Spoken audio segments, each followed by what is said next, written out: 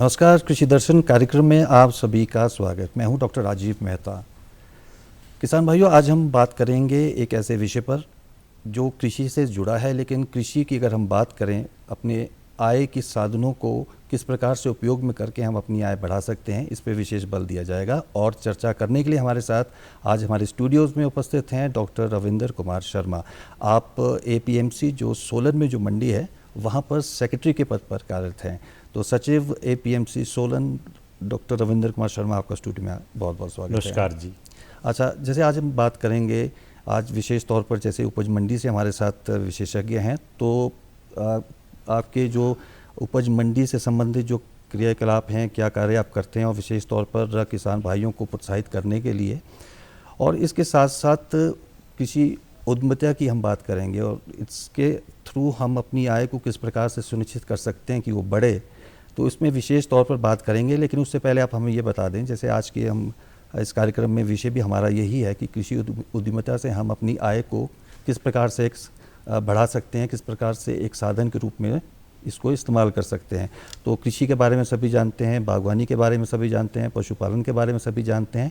तो अगर विशेष तौर पर कृषि से संबंधित हम बात करें, तो उद्यमिता का जब शब्द इसमें आता है तो वो वास्तविक में उसका अभिप्राय क्या है, इसके बारे में बताएं। इसमें सबसे पहले तो मैं आपको ये बताना चाहूँगा कि उद्यम जो शब्द है, एंटरप्रेन्योरशिप डेवलपमेंट, एंटरप्रेन्योर होना किसी व्यक्ति का, तो उद्यम जब कृषि की विभिन्न क्रियाओं में हम अपनी भावना डालते हैं जिससे मेरा ही भला ना हो बल्कि सारी सोसाइटी का भला हो, उसे उद्यमिता कहते हैं। और बिजनेस जो है, बिजनेस तो केवल अपने लिए करना है, अपने बच्चों के लिए करना है, पैसे कमाना है, किसी की भावना का बिजनेस में ध्यान नहीं रखा जाता। लेकिन उद्यमिता में दूसरे की भावनाओं को भी हम अच्छी तरह से देखते हैं। वो कहते हैं ना कि कोई उद्योग है, अगर कोई उद्योग में कोई ज़्यादा चैरिटी की जा रही है, कोई समाज सेवा के कोई कार्य भी किए जाते हैं, तो वो थोड़ा कह सकते हैं कि भाई वो एक तरह से उसको बिजनेस हाउस आप कह दें या इंडस्ट्री की अगर बात करें जी। तो अगर जो प्योरली अपने मुनाफे के लिए लाभ की बात करेगा तो वहाँ हम कह सकते हैं कि वो बिजनेस हो रहा है, नहीं तो हम इंडस्ट्री का नाम करते हैं। भी विशेष तौर अपने पर सही कहा। लेकिन तो वर्तमान में अगर हिमाचल प्रदेश की बात करें और कृषि उद्यमिता के साथ साथ आपको कौन सी ऐसी गतिविधियाँ विशेष तौर पर, एक तो कृषि हो रही है, बागवानी हो रही है, किसान बागवान हमारी कर रहे हैं, रूटीन की जो हम हमारी जो फसल है या हमारी क्रॉप्स हैं जो उसको उगा रहे हैं, पैदा कर रहे हैं, और उसका विक्रय आपकी मंडी के माध्यम से या अन्य बाज़ार में उसका विक्रय हम सुनिश्चित करते हैं। तो जब कृषि उद्यमिता की हम बात करते हैं तो आज के परिवेश में आपको कौन सी ऐसी मुख्य गतिविधियां आपको लगती हैं जो अधिक लोकप्रिय हैं, आपको देखने को मिलती हैं, जिनका ज़्यादा प्रचलन देखने को मिलता है, इनके बारे में बताएं। इसमें डॉक्टर साहब मुख्य रूप से हम देखेंगे जैसे टिश्यू कल्चर है, या आजकल स्पर वैरायटीज निकाली जा रही हैं, लो एल्टीट्यूड वाली ये हमारी वैरायटीज निकाली जा रही हैं। आप देख रहे हैं कि एप्पल आज प्लेन्स में भी होना प्रारंभ हो गया है, तो ये भी एक उद्यमिता का एक विकास आज देखने में मिल रहा है। या हमारे युवक आज दिल्ली चंडीगढ़ में जाने के बजाय वहाँ से अच्छी पढ़ाई करके, बल्कि इवन फॉरेन से पढ़ाई करके आज अपने गाँव में एक अच्छी मॉडर्न टेक्निक को अपने ट्रेडिशनल टेक्नोलॉजी के साथ जोड़ के अच्छे बगीचों में अपना कार्य कर रहे हैं, पशुपालन में बढ़ रहे हैं, मधुमक्खी पालन में बढ़ रहे हैं जी, शहद में वैल्यू एडिशन कर रहे हैं। तो ये उद्यमिता के काफ़ी अच्छे एग्जाम्पल हैं। वर्मी कंपोस्टिंग है, या इसका आज के परिवेश में अगर बात करें तो नेचुरल फार्मिंग बहुत बड़ा एग्जाम्पल है कि किस प्रकार से गौमूत्र से पशु का जो हमारा गोबर है उससे हम कैसे मेडिसिन्स बना रहे हैं, ये उद्यमिता है। तो एक तरह से एग्रीकल्चर एंटरप्रेन्योरशिप की भी उद्यमिता, वही आपका कहने का मतलब। उसी प्रकार से अगर देखें तो डेयरी उद्यमिता है, डेयरी एंटरप्रेन्योरशिप भी है। तरह तरह के आपने प्रोसेसिंग यूनिट्स तक आप पहुंच जाते हैं। ज़रूरी नहीं कि आपने केवल उत्पाद चाहे आपने कृषि से प्राप्त करना है, पशुओं से प्राप्त करना है, उसको आपने उसकी प्रोसेसिंग भी सुनिश्चित करनी है। मैं डॉक्टर साहब आपके माध्यम से सभी दर्शकों को बताना चाहूँगा कि जैसे मेरे पिताजी ने डेयरी फार्मिंग शुरू की, तो मैंने भी आगे कर ली, मेरे आगे बच्चे कर रहे हैं, ये एक बिजनेस हो गया कि बिजनेस हम कमा रहे हैं, पैसा सारे लोग कमाते हैं, जूता चप्पल बना रहे हैं, वो बिजनेस है। लेकिन उसी डेयरी को जब मैं ऑनलाइन यहाँ से दिल्ली भेज रहा हूँ, मैंने उसमें एक नई भावना जोड़ी, नई टेक्नोलॉजी का जिसमें विकास किया जाए, वो उद्यमिता हुई। तो मैंने यहाँ से डेयरी का अपना प्रोडक्शन किया और उसमें वैल्यू एडिशन भी की और प्रोसेसिंग भी की। दूध अलग से रख लिया, जैसे अमूल भी इसका बहुत बड़ा एग्जाम्पल है। इस तरह से हमारे युवक भी, युवा वर्ग, नौजवान साथी ऐसा कर सकते हैं, किसान भाई कर सकते हैं। यहाँ से ऑनलाइन हमने अपने दूध को मुंबई भेज दिया, ठीक है, या उसकी एक ब्यास आप सुन रहे होंगे, कामधेनु आजकल बहुत एग्जाम्पल है इसका। वो उद्यमिता है कि अपने आप भी हम प्रॉफिट कमा रहे हैं, अपने प्रदेश को भी समृद्ध कर रहे हैं, युवाओं को भी प्रोत्साहित कर रहे हैं। हाँ, जैसे उसका मॉडल भी मैं बताऊं, जैसे डेयरी की आपने बात की, तो इसमें एक तरह से जैसे अमूल की बात है, सभी जानते हैं कि सबसे प्रमुख हमारी जो भारत की अगर हम बात करें एक सोसाइटी के रूप में जो कार्य करती है, कोऑपरेटिव सोसाइटी के रूप में, तो सारे इसमें जो हैं आपके चाहे किसान हैं, चाहे ये बागवान हैं, चाहे पशुपालक हैं, जो भी अपना वो प्रोडक्ट निकालते हैं और किसी कोऑपरेटिव सोसाइटी के माध्यम से वो सुनिश्चित कर रहे हैं कि वो देश के विभिन्न मार्केट में उसको पहुंचाएं भी उनका उत्पाद को। तो इसमें ये नहीं है कि कोई बड़ा किसान है या बड़ा पशुपालक है वही अपने उत्पाद वहाँ पर प्राप्त करता है। मैं ये आपने बिल्कुल सही कहा, जैसे अमूल का आपने एग्जांपल यहाँ पर दिया डॉक्टर शर्मा। मुझे याद है कि गुजरात में आनंद में जहाँ इनका हेडक्वार्टर है, मुझे जाने का सौभाग्य वहाँ पे प्राप्त हुआ है। मैंने अमूल का वो सारा सेटअप वहाँ पे देखा है और आसपास के गाँव के उनके क्षेत्र में भी मैं गया हूँ। आप विश्वास नहीं करेंगे कि जब हम कोई डेयरी फार्म की जैसे बात करते हैं तो हमारे मन में सिर्फ सीधा ये आ जाता है कि कोई डेयरी है, 10-15 कम से कम गाय होगी या 20 होंगी या बड़ी भी ज़्यादा भी हो सकती हैं, ज़्यादा भी होती हैं, या 5 फार्म गाय का होगा, ऐसा नहीं है। मैंने वहाँ देखा कि जो आपके पशुपालक है वो 1-1 लीटर का दूध लेके भी अपने गाँव में वहाँ पर सोसाइटी हैं, वहाँ पर दूध जमा होता है और सारा टेक्निकली बिल्कुल लेटेस्ट टेक्नोलॉजी के साथ वो लैस है। जैसे ही आप दूध ले जाते हैं, चाहे आप 1 लीटर दूध आपके पास है, चाहे आधा लीटर दूध आपके पास है, उसकी टेस्टिंग वहीं होती है। साथ वाले काउंटर में फिर उसका आ जाता है कितनी उसमें वसा है, कितना अन्य सॉलिड SNF वगैरह जो भी है, और तीसरे काउंटर में उसकी पेमेंट भी सुनिश्चित उसको वहीं पे हो जाती है। और सारा ये कंप्यूटर से ये सिस्टम जुड़ा हुआ है और कोई बहुत बड़ा इसमें ये नहीं है कि गाँव में तो छोटे से वो ऑफिस उनके मैंने देखे होते हैं, चाहे वो एक कमरे में चल रहे हैं, लेकिन 3 जो ये फैसिलिटीज़ आपको हैं गांव में ही हैं, तो लोग सुबह भी कलेक्शन दे रहे हैं, शाम को भी दे रहे हैं। तो बहुत मुझे अच्छा वो लगा। जैसे हम सुनते थे, जैसे अमूल की आपने बात की कि गुजरात से एक तरह से रेवोल्यूशन ही आया है, पर वाकई अगर आप वहाँ देखेंगे तो ये सारी चीज़ें पॉसिबल है। ज़रूरी नहीं है कि आप, अगर हम उद्यमिता की बात करें, एंटरप्रेन्योरशिप की बात करें, आपने बड़ा डेयरी फार्म लगाना है, आपने बड़ी प्रोसेसिंग यूनिट्स लगाने हैं, ऐसा नहीं है। मैंने खुद देखा हुआ है वहाँ पे 1 लीटर। तो बहुत आपने ये सही आपने कहा। तो अगर हिमाचल के परिवेश में ऐसी हम बात करें, क्योंकि कॉर्पोरेट सोसाइटीज़ तो यहाँ भी है, और दूसरा जो आपने कहा कि जो हमारा जो यूथ है जो पढ़ा लिखा है, और मैं समझता हूँ कि ख़ास तौर पर ये जो कोरोना काल के बाद के दौरान के जो ये चीज़ें लोग वापस आए हैं बाहर से और अच्छे पढ़े लिखे, तो नई टेक्निक लेके उन्होंने इस तरफ वो काफ़ी अपने आप हो गए और वो काफ़ी अच्छा कार्य भी कर रहे हैं। तो इसके बारे में थोड़ा सा बताएं।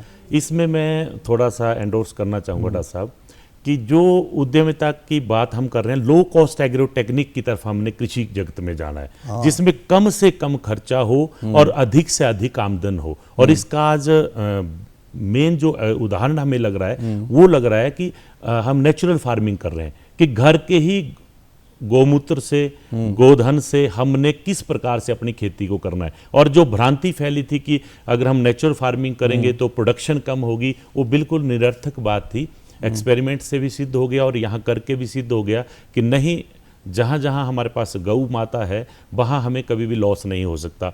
हजारों प्रकार की मेडिसिन्स उससे बन रही है, गोमूत्र अर्क बन रहा है। ऐसा कोई नहीं है हिंदुस्तान के अंदर कि जो गोमूत्र अर्क पिए और उसे असर ना हो। नहीं तो अच्छा, ये तो गोमूत्र अर्क की जैसे बात की, तो हिमाचल में भी इसको निर्मित हो रहा है। गोमूत्र अर्क काफ़ी जगह पे बनाया जा रहा है और इसको बल्कि जैसे ये अपने स्वामी रामदेव जी हैं, डाबर वाले, हिमालय वाले हैं, और कई एजेंसीज हैं जो हमारा किसान अपने घर पे 20,000 की यूनिट लगा के गोमूत्र अर्क बना सकता है। कोई उसमें मेहनत नहीं है, बना लिया अर्क। लेकिन उस अर्क को आगे उद्यमिता ये नहीं कहती कि सिर्फ प्रोडक्शन करें। उद्यमिता का अर्थ है कि हमने उसको मार्केट भी करना है। तो मार्केट की हम अपनी प्रपोजल हमारे युवक बना सकते हैं कि गोमूत्र अर्क अपने घर में ज़्यादा नहीं तो 1 दिन के अंदर 50 लीटर गोमूत्र अर्क बनाया जा सकता है एक पशु से। अच्छा, 1 दिन के अंदर। और उसकी कीमत अगर हम 50 रुपए लीटर भी लगाएं तो आप कीमत अपने आप लगा सकते हैं। हम दूध बेचने के चक्कर में ना पड़े। हम ये देखें कि अगर गौ माता हमारे घर में है तो गोबर से भी डायरेक्ट गोबर ना बेच के वर्मी कंपोस्टिंग कर लें, वर्मी कल्चर बना सकते हैं, उससे वर्मी वॉश बना सकते हैं। जिसकी यानी कि अभिप्राय डॉक्टर शर्मा ये है कि थोड़ा सा डाइवर्सिफिकेशन आप करें, रूटीन की जो आपकी चीज़ें चली आ रही हैं और वो रूटीन की आप कहते हैं परंपरागत टाइप जो पीछे से आपको मिला वही आप आगे कर रहे हैं।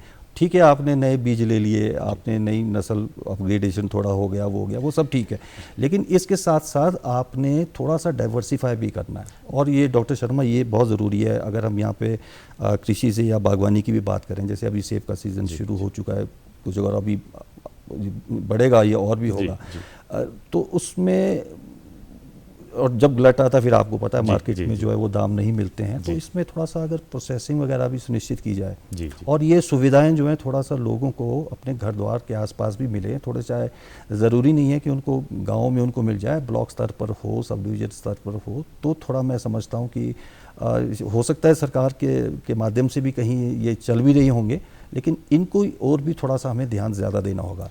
बाकी जैसे आपने कहा कि कोई निजी क्षेत्र में अगर सो रहा है तो सोने पे सुहागा है। और डॉक्टर साहब, एक दर्शकों को मैं बताना चाहूँगा एक बहुत बड़ा एग्जाम्पल बिजनेस, और अक्सर हम समझ ही नहीं पाते, उद्यमिता कोई नई चीज़ नहीं। अच्छा। ये भगवान श्री रामचंद्र के सतयुग की बात है, त्रेता की है, द्वापर की बातें हैं। जब से उद्यमिता उसे बोलते हैं जिसमें हमने हर प्राणी की भावना का ध्यान रखना है, तब उसमें से कमाई करनी है, इको इनकम जनरेशन करनी है, किसी को नुकसान नहीं करना है। मतलब जैसे इसका एक एग्जाम्पल है ओला ओलेक्स, टैक्सियां सबने चलाई, 100 टैक्सियां कर ली, अगला बेटा हुआ उसने 100 और डाल ली, वो उद्यमिता नहीं, वो बिजनेस है। लेकिन जब ओलेक्स है, ओला है, इसमें हजारों लोगों को बिजनेस मिला है, ये उद्यमिता का एग्जाम्पल है। तो वैसे ही एग्रीकल्चर में आज हमारे युवा, बल्कि हर किसान ये कर सकता है। जैसे गौमूत्र का एक बहुत बड़ा एग्जाम्पल है। ठीक है। दूध बेचने को रहने दो, हमें पशु भी हमारे सड़कों पे नहीं आएंगे।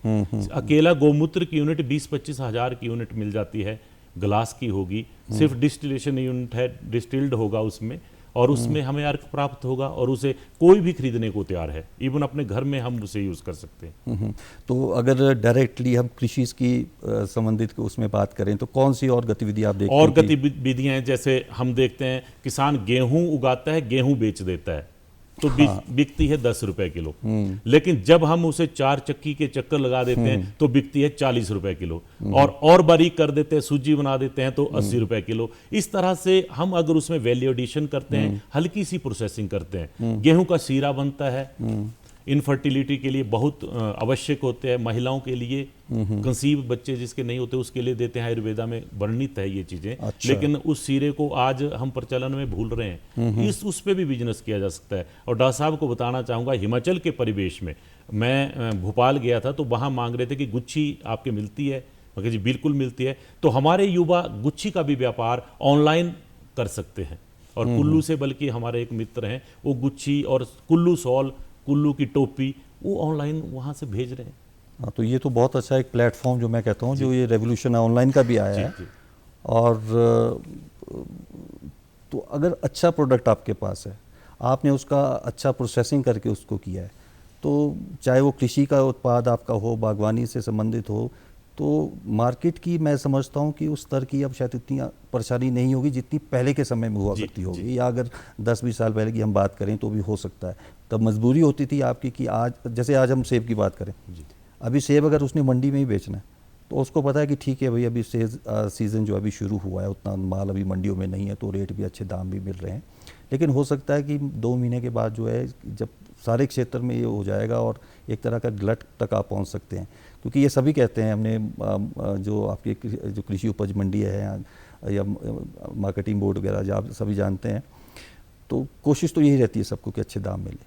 लेकिन वो मार्केट इस तरह से उस समय प्ले कर जाती है कि उस समय वाकई गलट तो होता है, ये सभी जानते हैं। कई दिन आपका माल नहीं उतरता, क्योंकि इतना ज़्यादा आपको मार्केट में वो आ जाता है। तो वहाँ पर अगर हम कृषि उद्यमिता की बात करें या हॉर्टिकल्चर की, इसमें एंटरप्रेन्योरशिप की बात करें, तो कोई ना कोई इसके साथ लगता हुआ हमें कुछ ना कुछ तो उद्यम कोई ना कोई करना पड़ेगा, जिससे थोड़ी सी हम अपनी प्रोसेसिंग वगैरह या डाइवर्सिफिकेशन थोड़ी इसमें सुनिश्चित कर सकें। अब डॉक्टर साहब, हम इसको थोड़ी सी प्रोसेसिंग करके, जूनियर की सेब को आप पूरा क्रश करें, ऐसी आवश्यकता नहीं है। इसे एसिटिक एसिड का यूज करके प्रिजर्व किया जा सकता है, और इसके बल्कि जैम, जेली और प्रोसेसिंग करके उसे प्रिजर्व किया जा सकता है, जैसे HPMC भी करती है। लेकिन इसे लार्ज स्केल पे करने की आवश्यकता है। इसका टॉफियाँ बनाई जा सकती हैं, कुरकुरे बनाए जा सकते हैं, चिप्स बनाए जा सकते हैं। आज तो हम अभी आलू के ही चिप्स खा रहे हैं, लेकिन जब हम एप्पल का चिप्स खाएंगे, अपने बच्चों को खिलाएंगे, वो उद्यमिता होगी। नहीं, बिल्कुल आपने सही कहा। और सरकार के माध्यम से भी मैं देख रहा हूँ कि काफ़ी ऐसे जो सेल्फ हेल्प ग्रुप्स हैं काफ़ी बढ़ावा दिया जाएगा। जैसे अभी सभी जानते हैं, अगर हम शिमला की बात करें, यहाँ पे समर फेस्टिवल इंटरनेशनल स्तर का यहाँ पर होता है, तो बहुत सारे जो स्टॉल्स थे विशेष तौर पर इन्हीं सेल्फ हेल्प ग्रुप्स के लिए जो थे, रिज पे लगे हुए थे, रिज मैदान पर थे। उसमें सारी चीज़ें जो आपने ये बताई हैं, सारी प्रोसेस्ड, चाहे आपका जैम है, अचार है, चटनी है, जो भी ऐसी चीज़ें हैं वो सारी वहाँ पर थी। और बिल्कुल बाकायदा उनको स्टॉल दिए गए थे और विशेष अलग अलग जो क्षेत्र हैं उनके बोर्ड लगे हुए थे वहाँ पर, उनके फ्लैक्स वगैरह वो लगे हुए थे। तो उनको भी एक तरह से मोटिवेशन मिलती है और लोगों ने जैसे उनको काफ़ी उसको एडमायर किया, प्रोडक्ट्स वहाँ से विक्रय भी हुए, तो उससे और थोड़ा सा जोश आता कि हाँ यार ये ठीक है, मार्केट भी हमें मिल रही है। और कुछ से मेरी बात उनसे हुई थी, तो आप वो ऑनलाइन भी चल रहे हैं, वो ऑनलाइन अपना जो ये डिलीवर करते हैं ये। तो ये चीज़ें तो अब शुरू हो गई हैं, लेकिन आपने ये सही कहा कि थोड़ा सा क्षेत्र जो है थोड़ा इसका थोड़ा सा बड़ा होना चाहिए थोड़ा।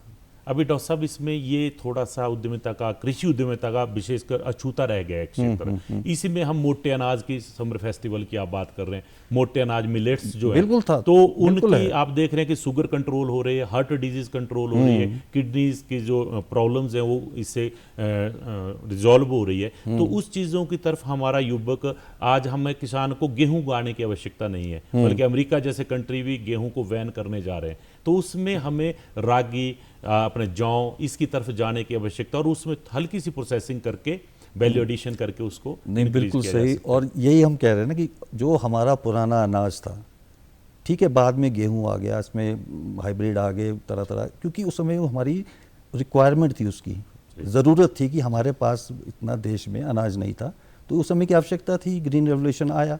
लेकिन अब जब हम संबल हो गए हैं, हमारे में परचेजिंग पावर भी बढ़ी है, और ये सारा रूटीन जो हेल्थ की स्टेटस को देखते हुए हम चाह रहे हैं कि पुराना मिलेट ईयर घोषित भी हुआ हुआ ये तो। और हिमाचल प्रदेश की हम बात करें तो इस बार तो हमें मिलेट मैन के नाम से जो है हमारे कसोग के, उनको पद्मश्री भी मिला है। तो इस और ये हमारा पुराना अनाज है। आप कुछ अगर क्षेत्रों में आप जाओगे, गांव में जाओगे, तो आप देखोगे अगर पुराना भंडारण किसी के पास अनाज का है, तो आपको आज भी काउनी, कोदा, ये पुरानी चीज़ें मिल जाएंगी आपको। तो इसके बारे में आप थोड़ा बताएं, जैसे आपकी मंडी के माध्यम से या सरकारी क्षेत्र में इस मिलेट वाले जिसमें होता है, इसको बढ़ोतरी देने के लिए, बढ़ावा देने के लिए भी किस प्रकार से हम इसकी, एक तो अवेयरनेस की आवश्यकता है वर्तमान में, और उसको प्रोत्साहित किस प्रकार से हम करें ताकि हमारा जो एक नया यूथ अगर आए, इस ओर जाना चाहता है। तो इसमें डॉक्टर साहब थोड़ी सी मैं, क्योंकि मैं एनजीओ सेक्टर से पहले जुड़ा रहा, और मैं सरकार के उसमें आया हूँ, ठीक है, तो इसके माध्यम से मैं आपको बताना चाहूँगा सभी दर्शकों को कि जब हम मिलेट्स की बात करें, अपने खेत में लगाया मिलेट्स, वो बिजनेस है, बेच दिया, खा लिया, वो बिजनेस है। लेकिन जब हमने ये किया, एक ग्रुप बना लिया, एफपीओ बना लिया, सेल्फ हेल्प ग्रुप बना लिया, और हमने अपना एक पंचायत ले ली, एक जिला ले लिया, तो वहाँ लोगों का ग्रुप बना के हमने उनको 10-10 केजी के हिसाब से सीड दे दिया कि नहीं, ये मिलेट्स आपने लगाना, युवा ऐसा कर सकते हैं, और वहाँ से उसको परचेज कर लिया, एग्रीमेंट साइन कर दिया, ताकि किसान का फेथ बना रहे। वहाँ से उठा लिया, अपने घर में एक छोटी चक्की लगा ली, कोई मशीन लगा ली, फ्लोर मिल लगा ली, या एफपीओ के माध्यम से भी हम फ्लोर मिल लगा सकते हैं। उसके बाद ऑनलाइन डिलीवरी भी उसकी कर सकते हैं, होम डिलीवरी भी कर सकते हैं। वो उद्यमिता का एक बहुत नया कंसेप्ट होगा। और बिल्कुल, अगर और सेहत की अगर हम बात करें, और ये इसमें ये टेस्टेड है, ये साइंटिफिक इसके प्रूफ है आपके पास है कि जो एक ग्लाइसेमिक कंटेंट होता है कि जैसे अनाज में,